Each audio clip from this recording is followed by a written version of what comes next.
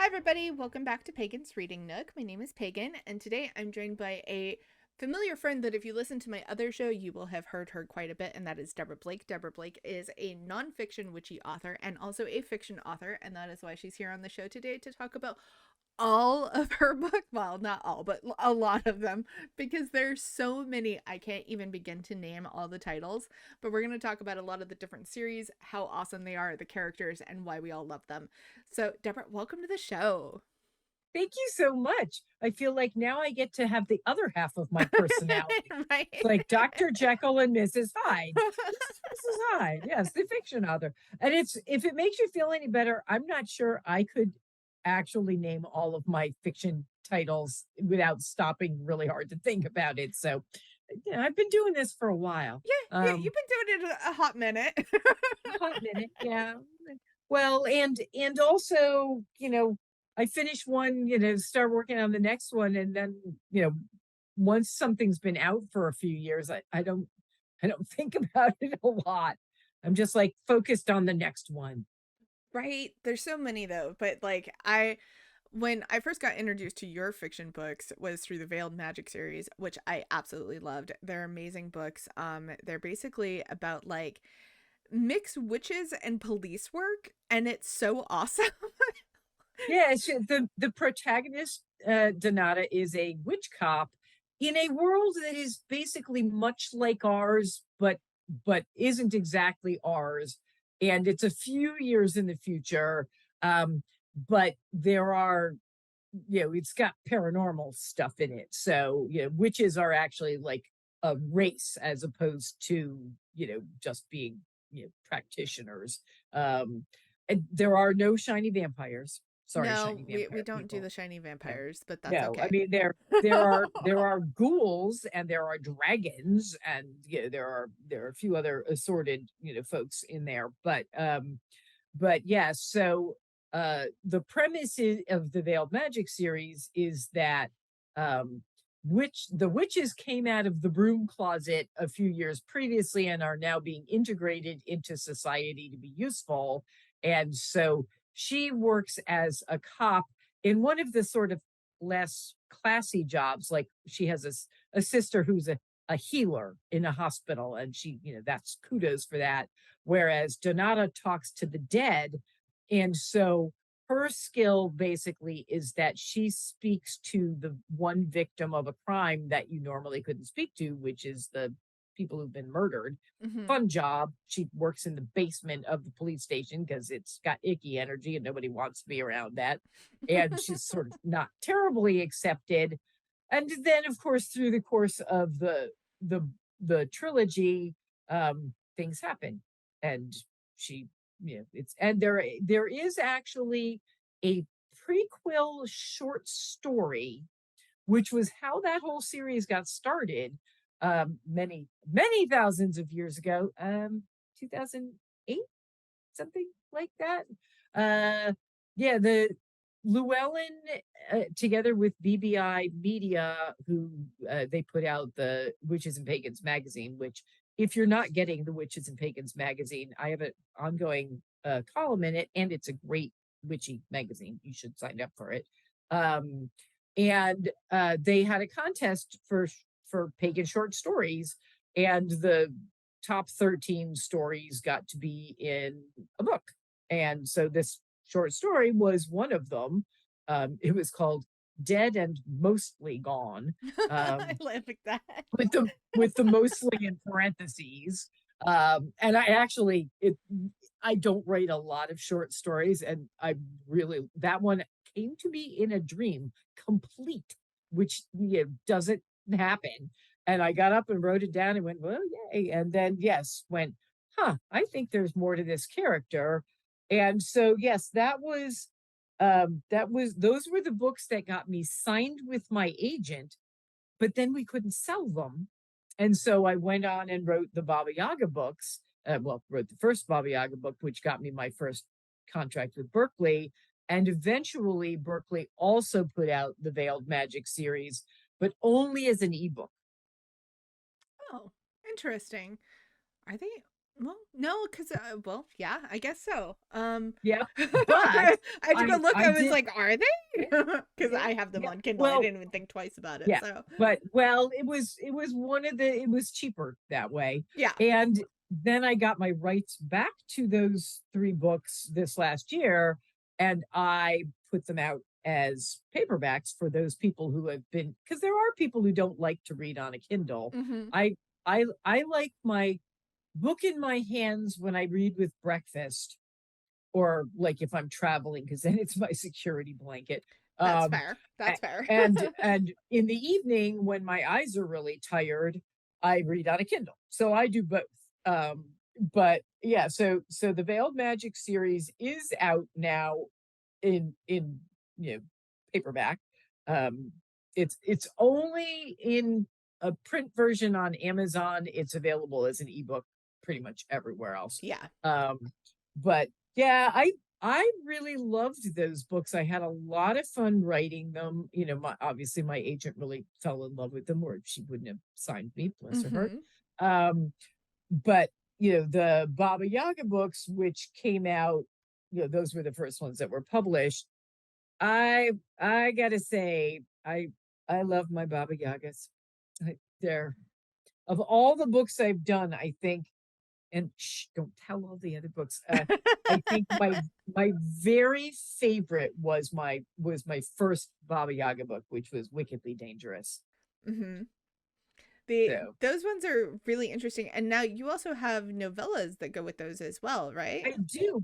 As I was writing the series, so first we sold the first two books to Berkeley, and before the first one came out, they said, "Would you mind writing a prequel novella for the series, because then we can use that to promote the series." And I went, okay, because that's what you do if you're an Mm-hmm. author and the publisher wants you to do something.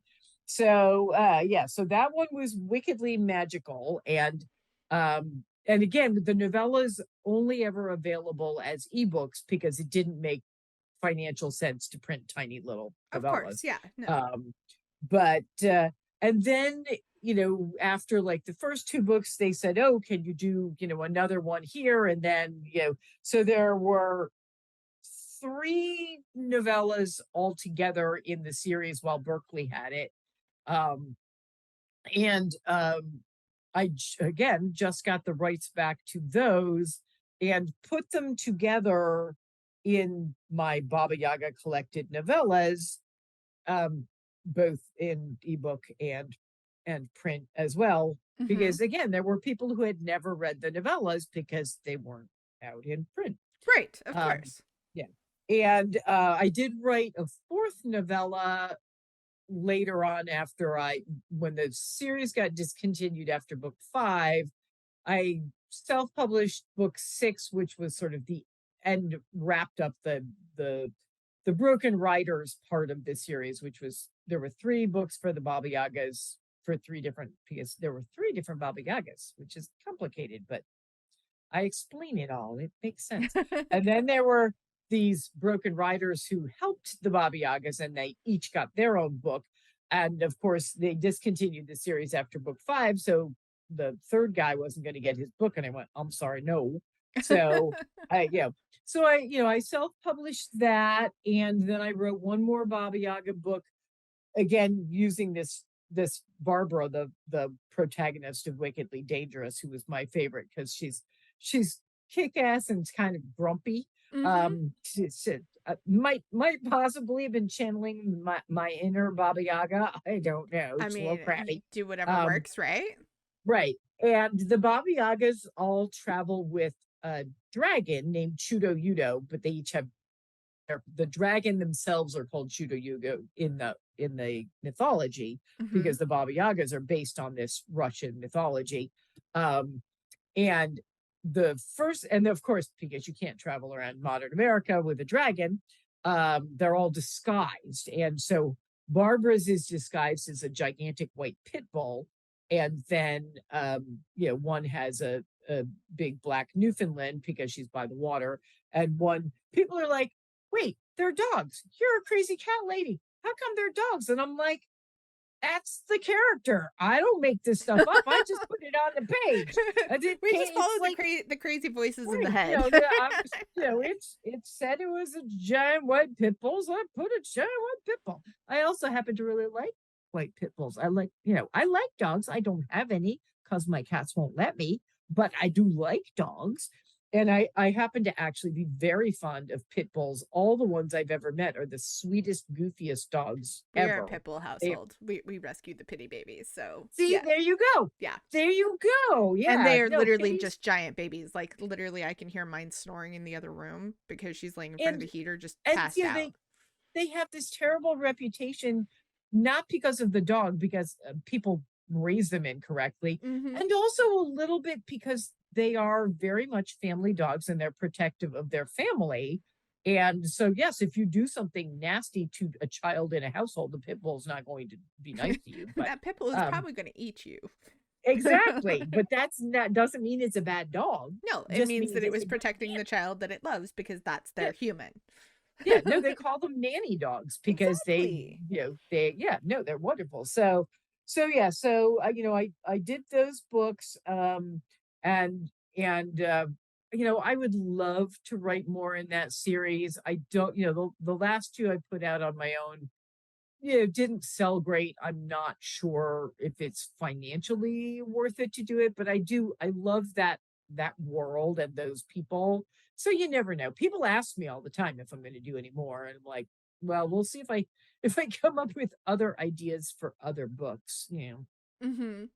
Now, the series so there's um 3 main Baba Yaga novels and then Yes. okay. Wickedly Dangerous, Wickedly Powerful, and Wickedly Wonderful. Oh, that's out of order. Wickedly Dangerous, Wickedly Wonderful, and Wickedly Powerful. And then there's, the three Broken Riders books, which is Dangerously Charming, um, Dangerously Divine, and Dangerously Fierce. Mhm. Um, and then I wrote a novella to wrap up their part of basically to wrap that whole original series, all 6 books up, mostly the writers, but the Baba Yagas are in there too. And so that's Dangerously Driven. Each of the guys do not have dragons. They're magical in their own ways, but they're not witches.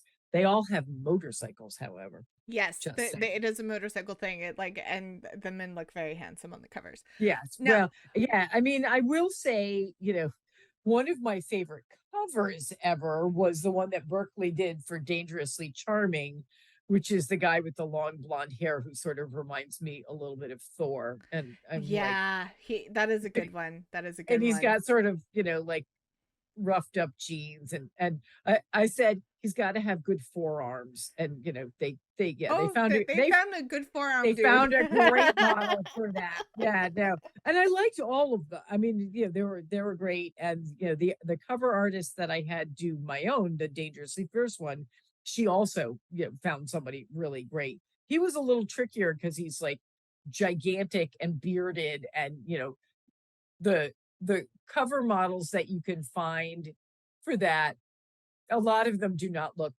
we're going to say, romantic.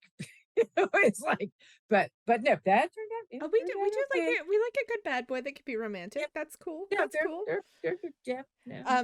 I do like Dangerously Divine. He just has that whole Oh, oh does it? Yes. I don't even know Yeah. like how to describe this guy, but just wow. Just Yeah. wow. Well, he's they're all Russian because of course it's a Yeah, Russian I was myth, gonna but say like they're he looks very Russian, so yes, you but know. they're from different parts of Russia. So he's got more of that, Mongolian steppe, sort of Asian slightly Yeah. look. Which I asked for and they gave it to me. They So did a and really they good job finding that because that fits really well with the description. oh yeah. Yeah. And they got the motorcycles right, which is good. Yeah. I mean, of the Baba Yagas, only Barbara, the first one, has a motorcycle, and it's a classic BMW because I went out with a guy who had classic BMWs and I Mhm. really loved them. Now, I am not a motorcycle chick at all. I don't ride motorcycle. My dad, however, has had a motorcycle since I was a little kid.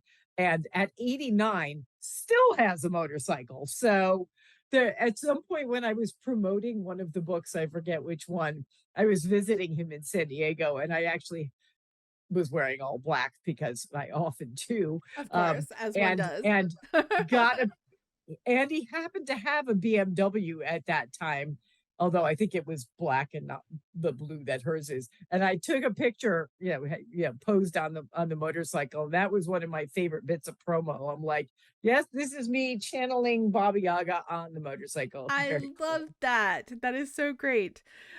Now, where in the series does the Wickedly Unraveled fall? Because So when I'm looking at it, I'm like, that one doesn't have a number. So we want to make sure that everybody yes, gets that in there. right.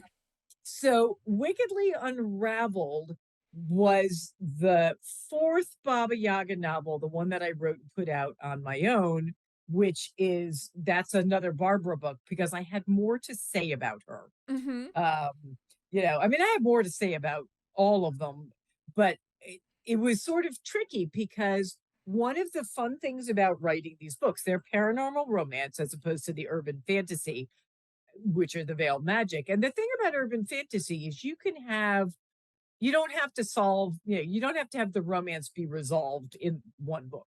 You can do, romance through. In fact, she had a couple of different romantic interests, and you're like, well, is she going to end up with him? Wait, is she going to end up with? Wait a minute, which is part of the fun with paranormal romance. Usually, if it's a standalone book, they get their happily ever after at the end of the book.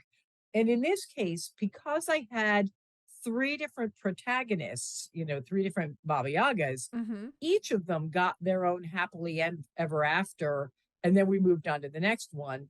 And the same with the guys. Everybody found their person, which is wonderful, except I wanted to go back and do a book with Barbara. And I'm like, well, okay, she's already got her guy. How do I do this? How do I mean, there isn't going to be a question about will they, won't they, will it work out? I mean, obviously, if you're reading a romance and it's done properly, that in the end it will work out. Mm-hmm.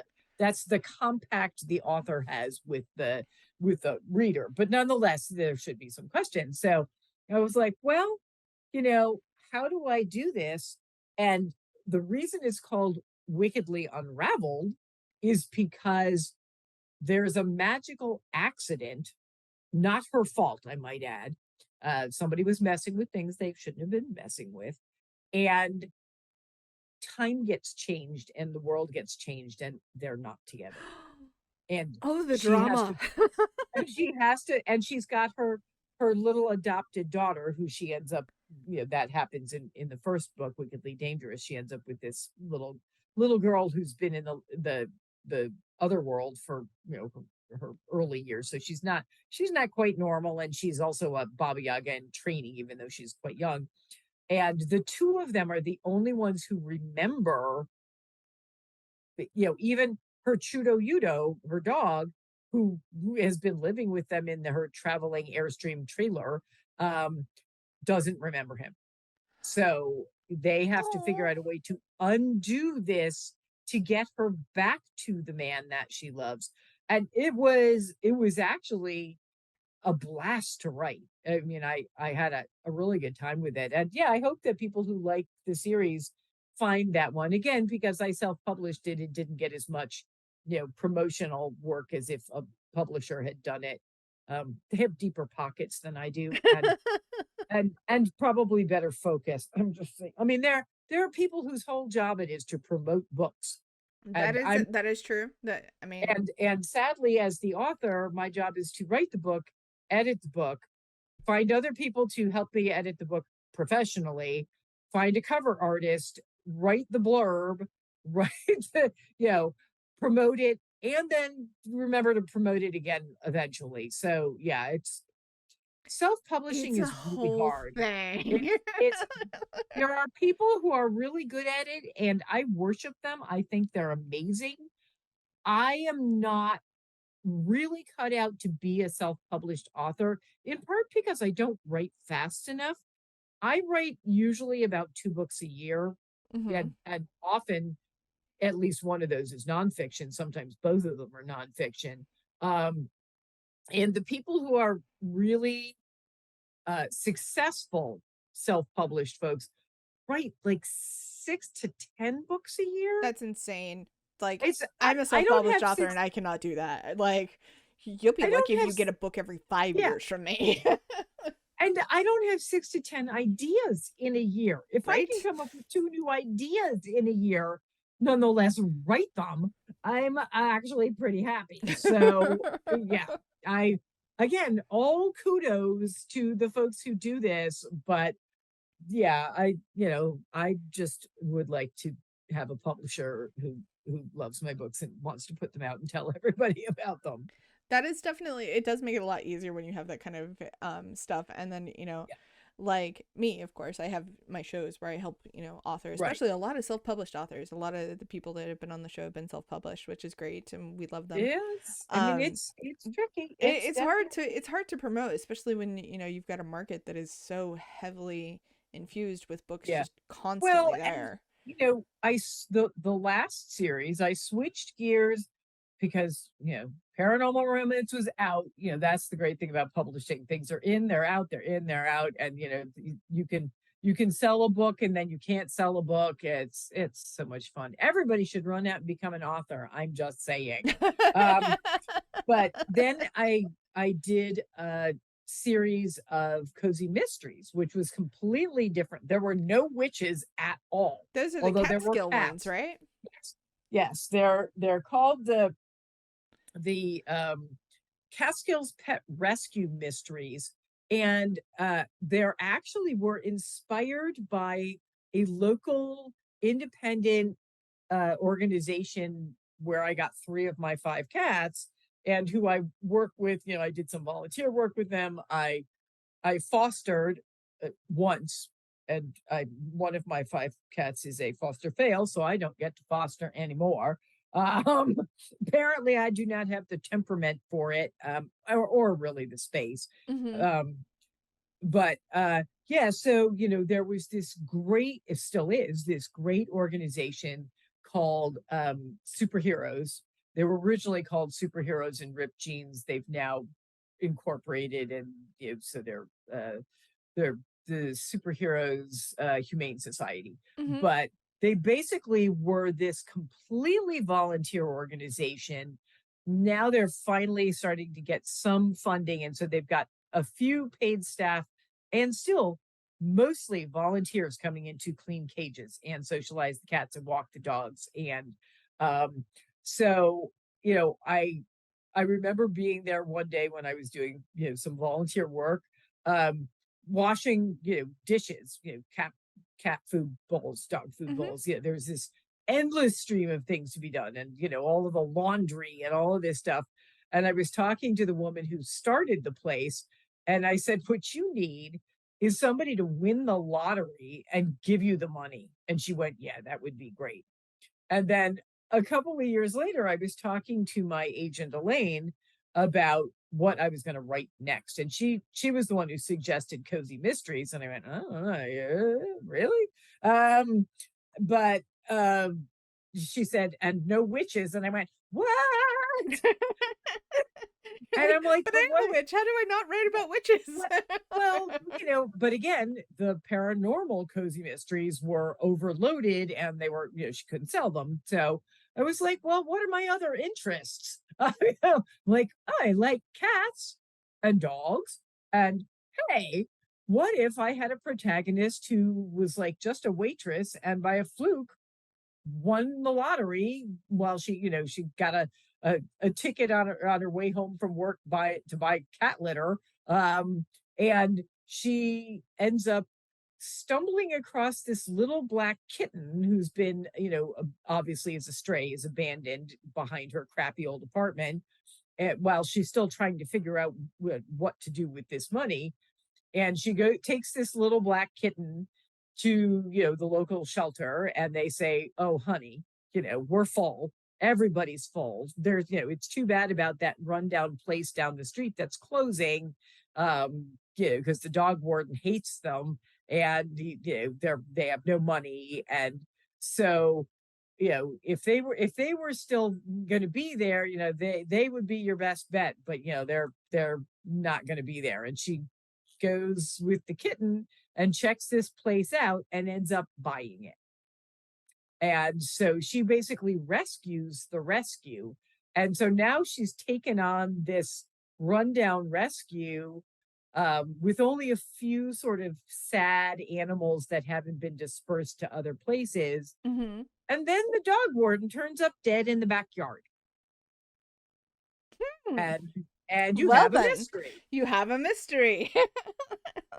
And I would like to say I had a secret weapon for writing this book, besides my own, my own personal research by seeing what it was like to run this kind of place, and of course having a million cats, which is that my best friend Ellen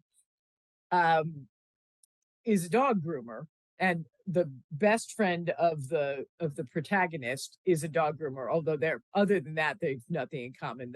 The best friend in the book is 6 foot tall, gay, and has purple hair. Oh my God, that's awesome. None of those just yeah, it's like the soccer player. She was inspired by the soccer player. I love that woman.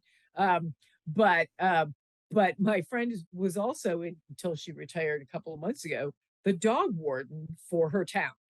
And she had stories.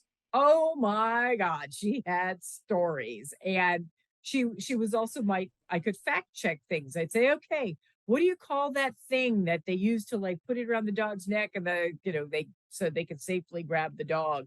And she gave me like all of the New York State rules for shelters and for this and that. It was great. So yeah, she was my ace in the hole for that. That's awesome.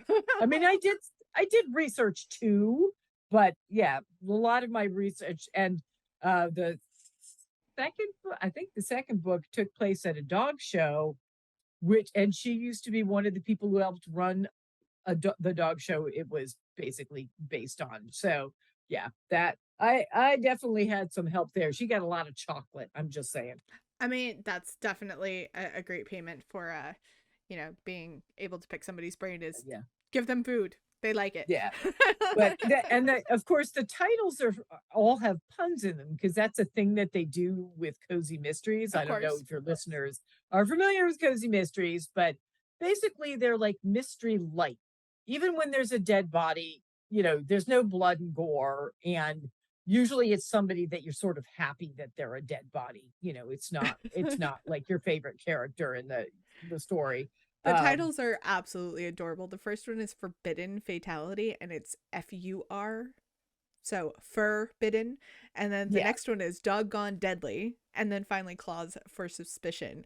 They're adorable covers, by the way. So if cozy mysteries are something that you want, or you just need something cozy, because we get a lot of dark romance, we get a lot of the dark stuff. So if you need something a little happier, a little cozier, and I want you to know, I came up with those titles myself. Those are amazing. I have no one to blame but myself. They're like, what do you want to call it? Yeah, no, yeah. My favorite one was Claws for Suspicion. That and actually, that's my favorite cover, because it takes place in the autumn, and there's an Oktoberfest, and there's a beer spilled on the table, and the spilled beer has the shape of a skull. Yeah, it's like the poison symbol. Yeah. It's just, they did a wonderful job. And there's like kittens and doggies and the little black kitten and all of that kind of stuff. And I got some really great, like my friend Donna Andrews, who writes the best cozy. Hers are mysteries, but they're very much on the cozy side. Mm-hmm. And if you've never read Donna Andrews, for the love of God, if you like mysteries that also have humor in them, you are going to want to read her books, because she's great. And she was very nice. She said, if you like cats, dogs, and entertaining mysteries, you're going to love Forbidden Fatality. And I'm like, do you want chocolate? I can send you chocolate. But it was very nice. Instead, she made me like do first reads and edits on her books, which was way more work than sending chocolate, but it's okay. It's okay. It was a nice Yeah, trade-off. well, then I get to read her books early. It's okay. Exactly. Yeah, I mean, that's one of the things that authors often do is we swap books back and forth and go, okay, find the big glaring flaws here and tell me, where they are so I can fix them. Which is always fun because it's always easier to find the flaws in somebody else's book than it is your own. You look at your own book and you're like, that looks good. And somebody else goes, this happened on 3 different days and yet they're still wearing the same clothes. And you're like, whoops.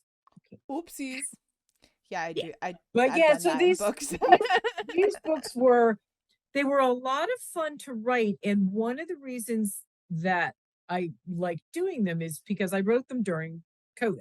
Mm-hmm. And I had gotten to the point where I couldn't read the dark stuff. Yeah. I have a lot of urban fantasy authors that I follow, and I normally would read every book they put out. And I couldn't do dark. Everything around me was so dark. And so I did start reading things like cozy mysteries and, rom-coms and humorous things, lightweight. What I say about cozy mysteries is that they're the cupcake, not the meal. Mm-hmm. Yeah. And I was just in a cupcake mood. I needed cupcakes. Not actual cupcakes, although I ate a bunch of chocolate. Love chocolate. I mean, to be fair, during the pandemic, you did what you did because you had to. So whatever got you through. What got you through, so, we don't judge. Yeah, right, exactly. Yeah. Although I am still carrying around that COVID-20. Feel free to judge me about that. That happens to a lot of us, but the cozy mysteries are so cute, and I like that they're, if you're new to Deborah's work and you have not found any of her books yet, which I don't know how you couldn't because there's so many, but anyway, if you still haven't found any of Deborah's books and you're new to them, you get a range of all the good stuff. So you get the nice romance with the Baba Yaga, you get the paranormal romance with, veiled magic, and then you get the cute stuff with all of the Catskills books, which are so great. So you have so many things to offer people. And also, if you're a witchcraft person, check out the other episode that's going to be on Pagan's Witchy Corner that we just talked about some of Deborah's new books and some of her older books, also a pandemic book, which you can find out all of that. And there's so many witchcraft books, so yeah, check that out too. Shameless plug moment. Now, do you have any new fiction books that you're working on at the moment? I've actually, in between the books I'm writing for Llewellyn, the nonfiction ones, I have been working on a magical realism book, which again, completely different segue from what I've been writing in the past. There are a few things I really can't write. I don't write gritty, and I don't write super, super sexy, because, well, I just don't. We call it the non, like the kind of fade to black sexiness. I have somebody that I mean, she calls it diet spice. Right. Well, it's there are levels of spice ranging from what they call sweet, which means that they maybe kiss in the book and that's it. And cozy mysteries tend to the relationship is such a slow burn. The love interest may not kiss them till book 4. So that's one range. And then you've got the ones where like the sex is on the page, almost every page, and it's really described in detail. I don't do those because frankly, I haven't had a date in 20 years. I don't remember. I'm like, I don't know which bit goes where. Are you sure? That doesn't seem right to me. And also it's just not my style. Those scenes are actually really hard to write, just for the record. Like, oh my God. Yeah. I mean, you have to figure out how to describe it without making it sound like it's clinical. Yeah. I mean, the Baba Yaga books, the line, Berkeley has particular lines, and that was what was the Berkeley Sensation paranormal romance line, and they had a rule. I'm not making this up. When I signed the contract, there was a sex scene in the book. It was pretty mild, but there was, a sex scene. And they said, no, in this line, there are always two sex scenes. And I'm like, really? But what if it doesn't fit in the book? No, there are always two. So I had to add a sex scene. Luckily, there was a place in the book where it actually fit, and it worked. It didn't change the story. It made sense. And the great thing was they didn't tell you, they didn't say it has to be really spicy or not spicy. You could do it any way you wanted. There just had to be two. And of course, once I started the series, after that first book, I knew that, so I just made sure there were two. Yes, publishing. Have I mentioned it's fun to be a writer? I didn't know that was like an kind of unwritten rule of publishing, Yeah, that there needs it's an to... actual freaking written rules for some of them. I mean, not every publisher does that, but and in something like magical realism, there may not be sex at all. Right. There, in mine, there isn't. Because there just isn't. That's not the way the story goes. There are tarot readings there's actually a tarot treasure hunt in the book that I'm working on. And there's three different protagonists. There's the main protagonist who is actually disabled. She has really bad fibromyalgia and can't work. We like disability representation in our books. That's a good thing. Yeah, well, and they talk about a thing called own story a lot in publishing these days. Like people of color writing about being people of color, and gay people writing about being gay. And I actually have fibromyalgia and have had since I was 24, which is a really long time ago. So I'm like, look, own story, gotcha. And yes, they say write what you know. Well, I know all about this, and I was in fact on disability for 10 years, so I know about that. And yeah, I really do feel like disabled people are very underrepresented in fiction of all kinds. And that was one of the things, again, talking to my agent about, well, what am I going to write next?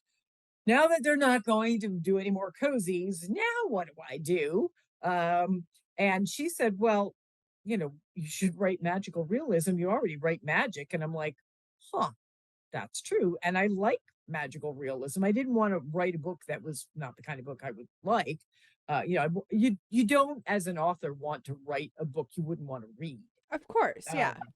So 90% of us write books because we want to read them.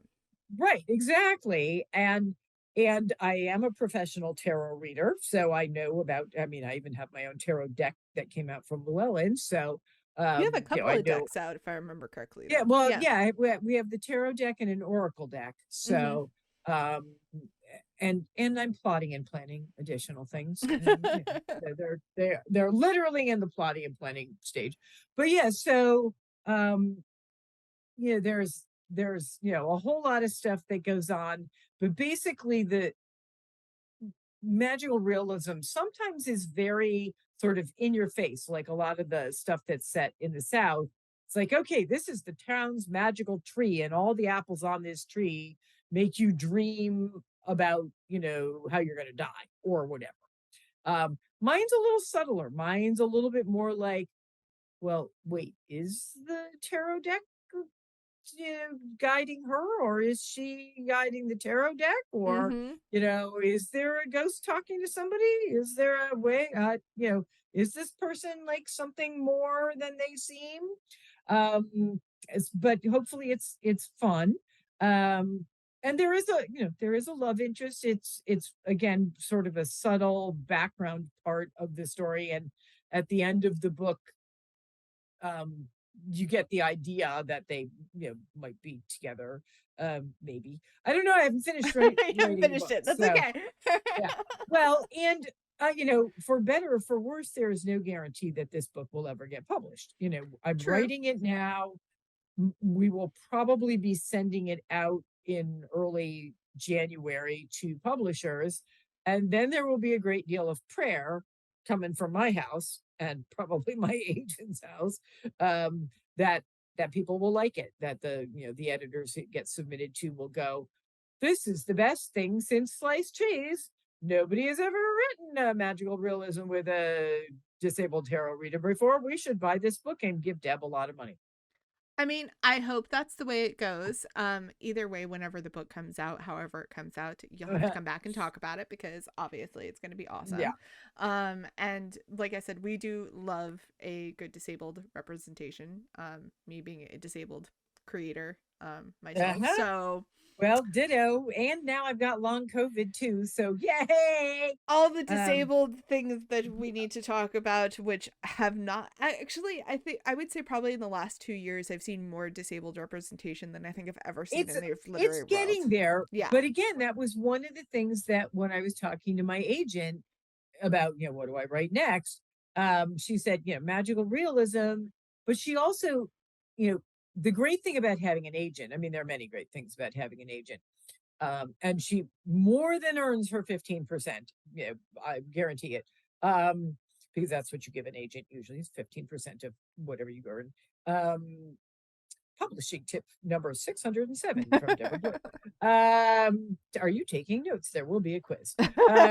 How much percentage? But anyway, one of the things that she has access to that I do not is she talks to all of these editors who are acquiring books and they have wish lists. They say to her, oh, we're looking for a disabled protagonist. Oh, we're looking for more such and such. So when we're talking, she went, well, I've had a number of people who said, they wished that there were more disabled, protagonists, because obviously in publishing, they're aware that they've sort of fallen down in the representation, arena here. And I, at first I was like, let me think about that. And I came back to her and I went, well, do you think like fibromyalgia would be too, like, I don't know, mundane or whatever? And she went, no, I think that would be perfect. And you know all about it. And I'm like, that I do. Um, and Definitely it not is, too mundane. I think it's not talked about enough. So, oh yeah. Well, yeah. And it is interesting because the few people who I've had um read the part of the book that I've got written now, some of my first readers who I've run things by to see what they think, including my mother, who, has known me for a really long time and has, been through this whole thing with me. She came back at one point and said, oh, I didn't realize that some days the pain was in one part of your body and some days it was in another part. And I'm like, really? Really? Have you not been paying attention? But but yes, there's obviously there's a lot of things people don't understand about fibromyalgia. mhm, In part because it's one of the invisible diseases. exactly. It's, Yeah.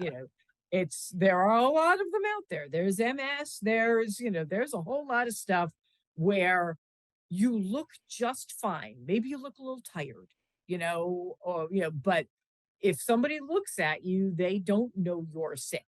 You're not in a wheelchair. You're, you haven't had a stroke and half your face is funny. I mean, there is no obvious way of looking at this person and knowing that they are seriously ill enough that it affects every part of their life.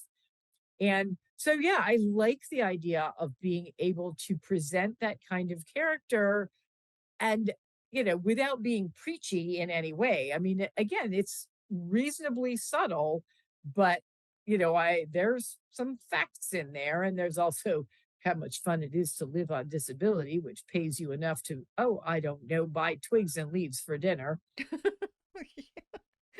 you It's know so true. If you don't know about disability and understanding how that works, definitely look it up and yeah, look up well, creators who talk people about are it. like, oh, they're giving them money for free.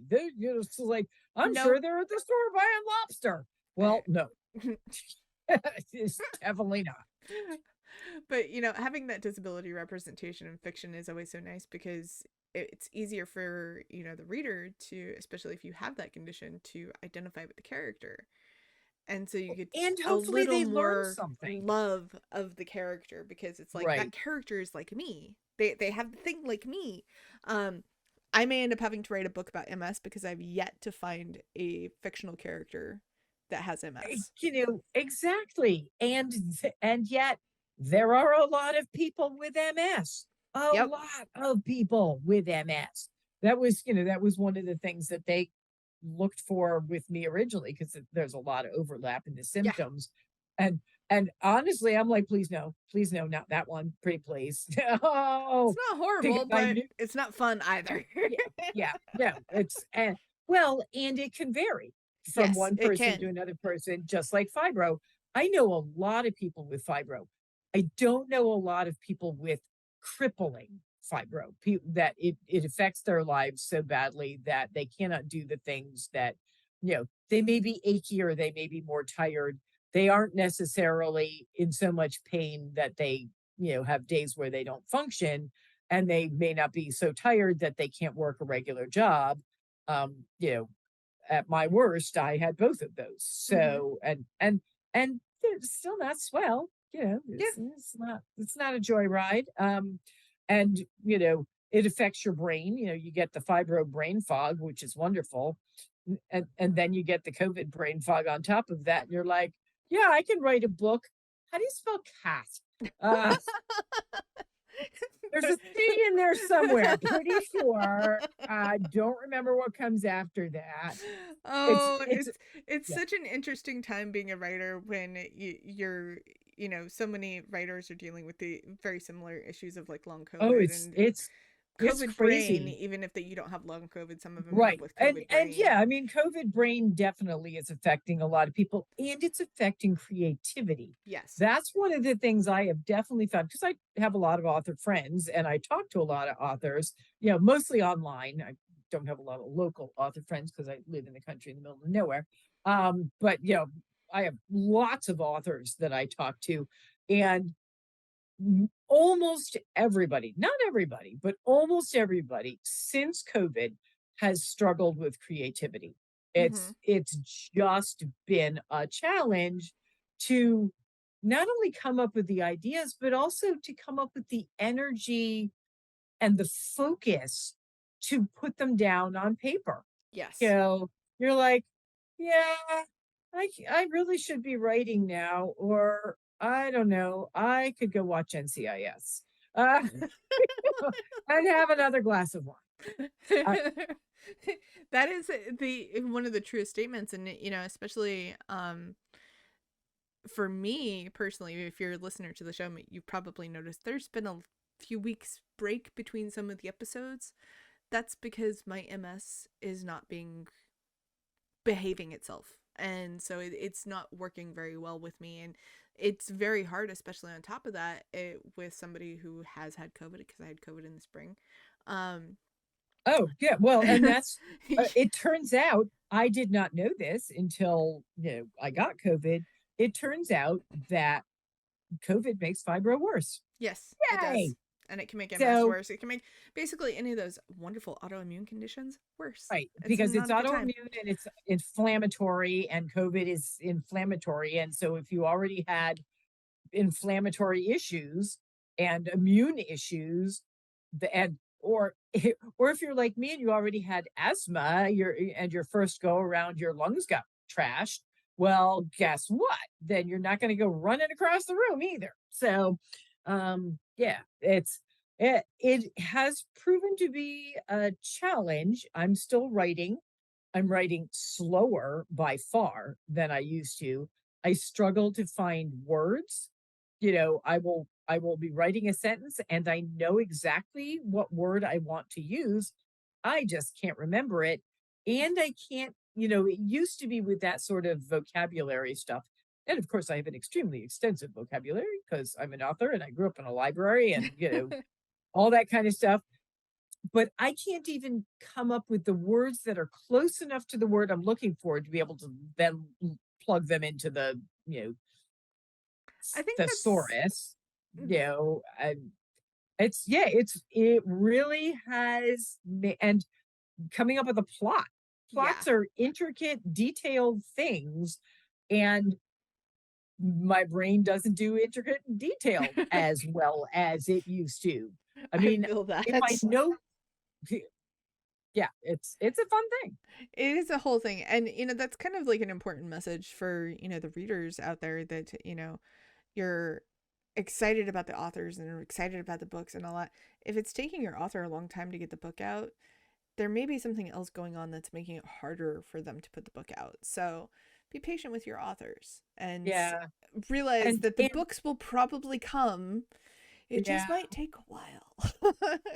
yeah, it might take a little bit longer, and also, keep in mind that, like, if you love the series, everybody who read the Catskills Pet Mystery series absolutely loved it. Hmm. For whatever reason, and again, they came out during COVID, they did not reach enough people. They didn't sell well enough. And so the series is over unless I decide to self-publish another one, which I may or may not. We'll see. We'll see if the magical realism sells. But if you love a book, leave a review, Hmm. spread the word. If everybody who told me how much they loved this book had gone to Amazon or Goodreads or Facebook and said, "Oh my god, I read this book and I loved it," it might have sold enough to continue the series. So, everybody thinks, "Oh, somebody else will read a review," or they don't realize how much impact reviews have on sales. Yes. They do. They have a huge impact on sales. And it doesn't have to be long or complicated. I mean, it can be two sentences. You can just go up there and say, "I really love this book. The characters were great. It was entertaining and amusing, and I can't wait for the next one." Boom, you're done. Yeah, And it takes no time to write a review. here's my favorite thing, because I do this. I will copy and paste the same review from Amazon, put it on Goodreads, put it on Barnes and Noble. Hmm. Nobody cares. I do That's the legit same thing. fine. Not, and then you're not trying to come up with different words for the thing, and it doesn't, all it has to do is be positive and tell people you love the book. I mean, obviously, you could write a review if you hate the book. I frankly don't have enough energy to waste what little time and energy I'm going to spend putting up a review on ones I didn't like. If I don't like them, I'm just like, somebody might like this. I'm not gonna, and I also don't like to badmouth other authors because I Hmm. know how hard they worked. Even if I didn't like their book, well, maybe somebody will like it. Right. It doesn't have to But be for your cup of tea. Right, but the books that I love, I do try and take a couple of minutes, and I also will, like, I'll take a picture of the cover and post it online and go, "Ooh, just read this book by at so and so and loved it." Because, if you get enough people doing that, then all of a sudden your audience is expanded as people share, and again, there's this, and this is super, super important for self-published authors who do not Hmm. have the publisher sending out, memos to people. But yeah, if you have an author whose books you love, the best way to keep those books coming and that author writing is to put up a review or to share a little. I mean, literally take a picture of the cover, go, "I loved this," Yes. tag the author. Takes 10 seconds. 10 seconds. If you don't want to write a whole review, do that. Yep. But, and even better, tag the publisher. You tag the publisher sees that people are talking about the book, and then they might go, "Hey, author Deb, would you like to write another one of those us for us? People seem to like it." That's definitely the best way to do it. And honestly, if you see any of my social media posts, a lot of times you'll see me tagging the publisher. A lot of times it's Llewellyn, because I do a lot of work with Llewellyn. But Because they're great. they are amazing. We love Llewellyn. We love Wiser. We love all the other publishers I work with. Oh But yes, Wiser also wonderful. Judica Isles, oh, one of she's my such a favorite people. beautiful human. I She's love Judica lovely. so much. Judica, if you're listening, I love you. But anyway. I love you too. Yeah, um, I used to see her at PantheaCon, which no longer exists. So, yeah, I remember and I also, PantheaCon. Yes. shockingly enough, don't travel as much as I used to. I can't think of why. Oh, oh yeah. that's a whole thing. But yeah, all of the amazing publishers that if you tag them, a lot of times they will go and retweet or Mhm. repost or share the story, whatever social app Right. you're on, whatever it may be. Yeah. No, Um, I mean, they are they're very very good about happy. that, and they like it. Yes. Yes. And that makes them happier with the author, and the author likes it. So, and Yes, the other thing that I love, just this is a personal thing as an author, but I know other authors love this too. If you see somebody's book in the wild, that's what we call it, in the wild. So if you're in a in a bookstore. bookstore or Walmart or wherever, and you see somebody's book, and it's usually a new release because that's the only, they don't stay on the shelves for very long. Although, if it's somebody like me who has a whole bunch of fiction books, you may still find one of the Baba Yaga books on a bookshelf next to my newer ones. If you take a picture of that in the wild and tag the author, we cry happy tears for a week. It's such a great feeling because we don't see our books in bookstores in Cleveland. No. We're lucky to see books in a bookstore in our local town. Um, so yeah, or if you see it in a library. I have friends whose books come out and I see it on the new bookshelf on the library. And I'm like, hey Alex, look, here's your book. So yeah, anytime you can raise awareness of a book or support the author in any way, that increases the chances that this author you like or the books that you like will continue to be out there. Yes, that is definitely the way to do it. So, if you are new to Deborah's books and you're just now getting introduced to them, welcome. They are awesome. If you are somebody who is like, I've never read one and I'd like to pick one up, obviously you can order them directly from Deborah. You can order them from probably the publishers. I don't know because these are fiction publishers and there's a lot. Um, or you can Yeah, also it's get them like on The Amazon and all Berkeley that good ones. stuff The too. Berkeley ones you can get. I mean, you can't get the ones that like the novellas that I got the rights back to. Yeah. But yeah, the ones that I put out are available in print on Amazon and ebook everywhere else. A couple of the books are out as audio, not most of them. And that's Audio for complicated. fiction is hard to put out. It is really tricky. The first two Baba Yaga books are out in audio.